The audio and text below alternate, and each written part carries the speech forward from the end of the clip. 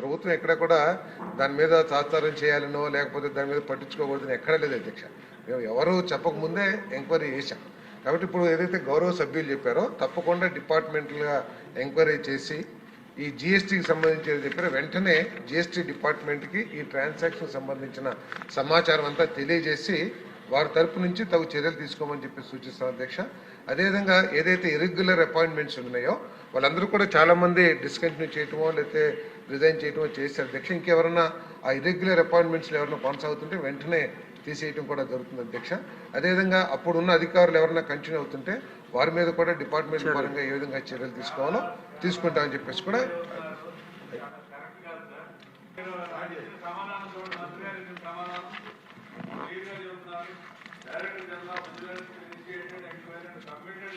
to the government on 21/1/2025 జనవరి నెలలో report submit చేస్తే ఇంకా వెరిఫై చేస్తున్నాం, చూస్తాము, దాన్ని సిఐడికి పంపించాము అంటే మీరు clearly said that as per the report according to the forensic audit upon verifying the bank statements it was found that after receiving the amount from the APDC the firm transferred most of the funds to cast and crew of the Yatra 2.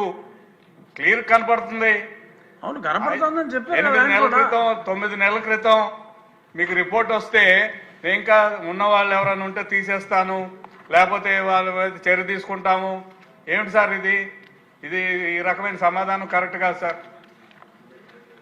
ఇంకా అక్కర్లేదండి, మీ సమాధానం స్పష్టంగా చెప్పారు sir. Director general vigilance and enforcement చాలా స్పష్టంగా చెప్పింది ఏమిటంటే ఈ రిపోర్ట్ ఆధారంగా సిఐడి ఎంక్వైరీ వేయండి, సిఐడి ఎంక్వైరీ వచ్చిన తర్వాత చర్యలు తీసుకోవాలి అధ్యక్ష. మీన్ టైం ఏదైతే సభ్యులు చెప్పారో దాని మీద చర్యలు తీసుకుంటుంది ప్రభుత్వం చెప్పాము అధ్యక్ష. తర్వాత డీజీ గారి రిపోర్ట్ వచ్చిన తర్వాత మేము సిఐడి ఎంక్వైరీ వేయకోకుండా దాన్ని డిలే చేయలేదు. మంత్రి గారు శ్రావణ్ కుమార్ గారి ఉద్దేశం చర్యలు తీసుకుంటాం అని మీరు ఒకసారి అంటే తప్పకుండా చర్యలు తీసుకుంటాం. ఎందుకంటే ఇది చాలా అన్యాయం అధ్యక్ష.